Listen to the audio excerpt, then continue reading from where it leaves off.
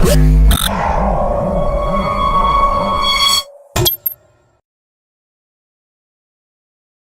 everybody, I'm Christopher Green. You're watching Green Wave TV, alternative media television. It is Monday, about 6 a.m. Arizona time. I'm on my way into studio.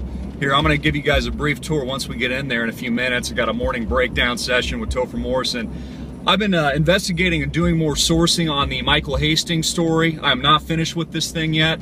It is getting dirtier and dirtier as I dig into it. Of course, Michael Hastings, you've heard, died in a fiery crash going over 100 miles per hour in a white Mercedes. I think it was like a CL20 or something like that. Also known, Mercedes is known for some of the best technology in the world for self-driving cars at the moment. It was one of the first things that popped into my head the very moment Hastings was killed.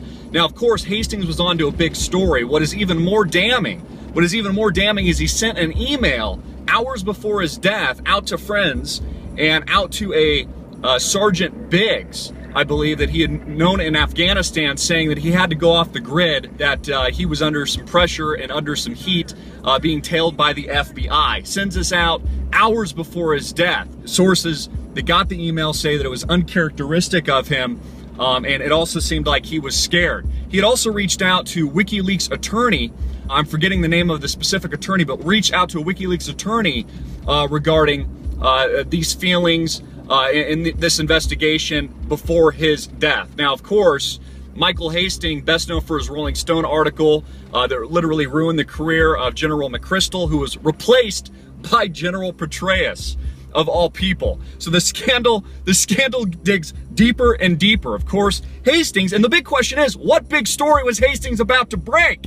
Is what we need to think about and need to understand. What was Hastings onto? This was a Andrew Breitbart type person who just got Breitbarted for the cause, in my opinion. Now, I'm not going to go as far as to say that it was an outright murder yet, because we need to source and we need to find more facts and data to suggest this. But the evidence is pointing that direction. The evidence is clearly pointing that direction. It is even being picked up by the mainstream media, not just alternative media sources.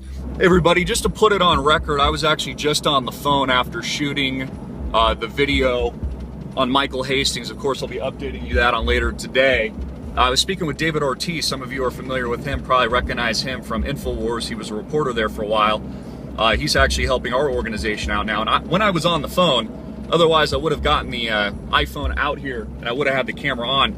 I had what appeared to be a murdered out black vehicle, heavy tent, appeared to be some kind of FBI type vehicle approach on my left-hand side. Very eerie, creepy. I stared at him right in the eye, stared right back at me. I could see a shotgun in the back. Hey everybody, I'm Christopher Green, stepping into the office here, giving you a brief tour. You can see here, turn on a light, we got our little boardroom, flip the camera around here, so we do kind of the morning breakdown meetings. So I just want to go on record. I had what appeared to be an FBI agent or somebody like that following me and tracking me on the freeway on my way to the office this morning. This is actually our first official day in the new studio. We've been setting everything up. Of course, I gave you a tour of the kind of the workstation room. Let me give you a tour of this. This is kind of where we're cutting all of our footage, post-production. This is where we're going to do all of our documentaries and cut. We can cut full-length feature films on this thing. This is a pretty badass system.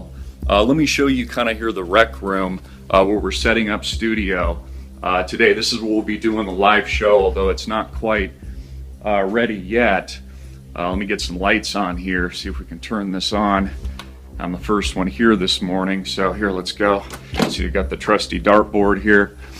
Here's the room that we're going to be building out. You see we've got a green screen, we've got the box lighting here. Very basic. I mean, this is what we could do basically on a budget to get us up to kind of a studio format.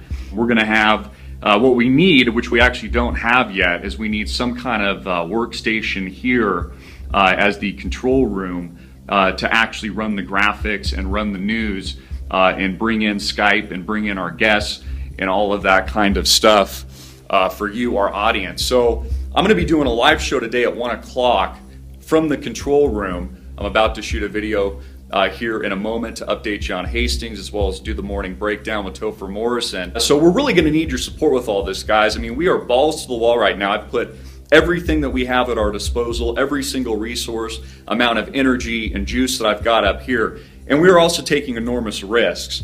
What we do, the truth-telling business, at times can be a little scary. Man, I'd be lying to you to say that, I'm not fearful at times based on the nature of what we do, investigating the truth, digging into stories like the Michael Hastings stories nobody else wants to touch because they're afraid of it.